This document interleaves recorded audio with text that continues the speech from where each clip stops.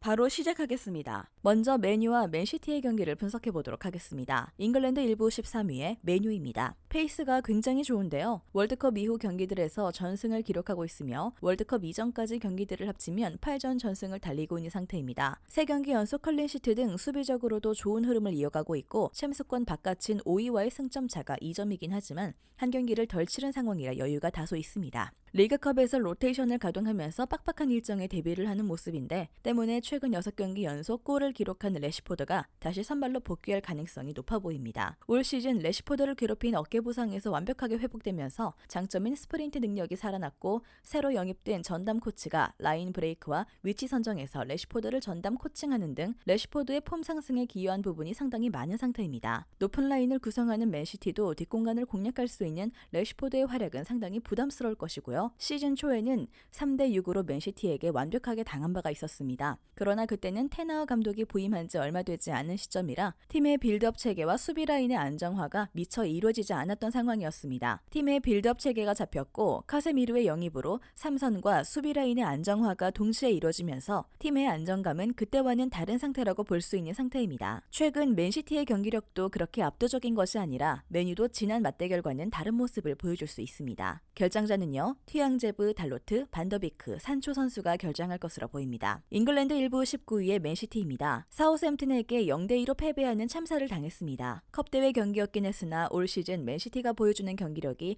압도적인 수준에서는 벗어났다는 점을 알려준 경기였는데 물론 홀란드 등 주전 선수들을 대거 빼고 워커를 센터백으로 세우는 등 여러 실험적인 전형을 시도했다는 점은 감안해야 합니다. 지난 경기에서 유효 슈팅을 하나도 기록하지 못하는 모습인데 그러나 최근 물이 오른 마레즈와 홀란드가 투입된다면 공격적인 성과는 더 나아질 것으로 보입니다. 그러나 앞서 언급했듯이 리그 초반에 만났던 맨유와 지금의 맨유는 완전히 다른 팀이라는 것이 관건인데요. 최근 홀란드에게 공격을 의존하고 있고 윙어들도 제한적으로 사용되는 등 전술적인 경직성이 문제로 제기되고 있는 상태라 현재로서는 선수들의 개인 기량으로 전술적인 한계를 타파하고 있다고 볼 수밖에 없습니다. 라인을 올리는 특유의 방식이 해가 될 수 있습니다. 1차 빌드업의 시발점이 될 로드리나 귄두안이 모두 기동성이나 민첩성이 뛰어난 편은 아니라 상대의 기동성에 대응하기 어려울 수 있는 상태입니다. 전반적으로 에너지 레벨이 높은 역습 성향의 팀에게 약한 모습을 보여주었는데 뉴캐슬에게 3대3으로 비겼고 리버풀과 브렌트포드에게는 덜미를 잡히기도 했습니다. 중앙과 팀 에너지 레벨의 안정성이 좋은 맨유를 상대로도 아주 우세한 양상을 만들기는 어려울 수 있겠습니다. 결장자는요. 그릴리쉬, 디아스 선수가 결장할 것으로 보입니다. 맨유가 시즌 초 맨체스터 더비에서의 무력한 모습에서 탈피해 공수에서 모두 안정세를 찾은 상황이기 때문인데 승리팀 예측과 최종 조합픽은 고정 댓글에 나와 있는 정보방에서 제공해드리겠습니다.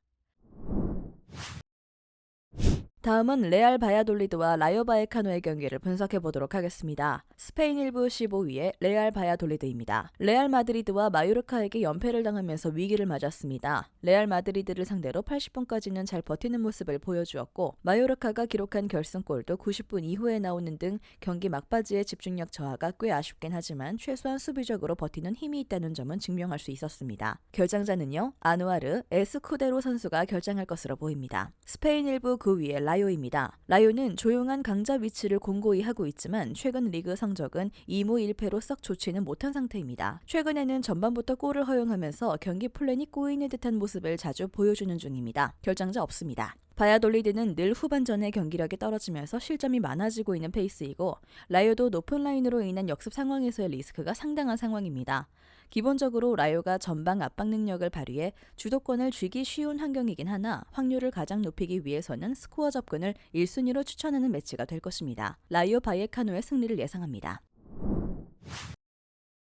마지막으로 크레모네세와 몬차 경기를 분석해 보도록 하겠습니다. 이탈리아 1부 22위의 크레모네세입니다. 여전히 리그에서 승리가 없는 상태인데 유벤투스를 상대로 0대1로 어느 정도 경쟁력을 보여주긴 했지만 매 경기 주도권과 득점력에서 성과를 내지 못하면서 승점 3점을 얻어내지 못하고 있는 흐름입니다. 결장전은요.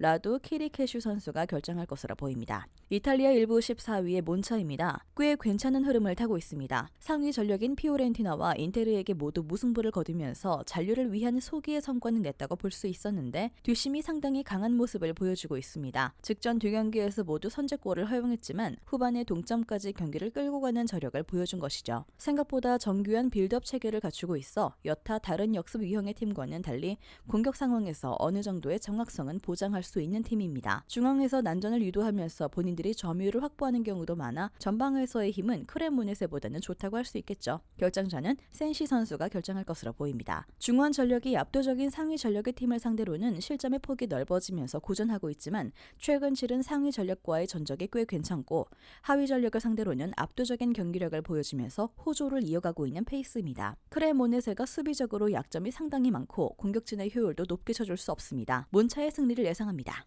영상에서 알려드리는 내용들은 모두 1차 분석 내용들이며 2차 분석과 최종 조합픽은 영상 하단 고정 댓글 링크로 문의 주시면 안내 도와드리도록 하겠습니다. 시청해주셔서 감사합니다. 아직도 혼자 분석하고 계신가요? 이슬TV 스포츠 정보방에서는 실시간 스포츠 커넥션을 통한 소통하는 관리 시스템으로 확실한 수익을 전해드리고 있습니다. 정보방 입장 조건은 없으며 일반인들은 쉽게 접할 수 없는 배당 흐름 분석, 모든 경기 라인업과 결장자, 마지막으로 분석 모델링을 통한 최종 조합픽까지 무료로 제공해드리고 있습니다. 물론 마음에 안 들면 둘러보시고 나가셔도 됩니다. 혼자 하면 단기간으로 수익을 볼 수도 있겠지만 함께하면 장기간으로 꾸준한 수익이 가능합니다. 정보방 무료 참여하시고 꾸준한 수익을 원하시는 분들은 영상 고정 댓글 링크로 문의 주시면 안내 도와드리겠습니다. 늦지 않았습니다. 함께 합시다.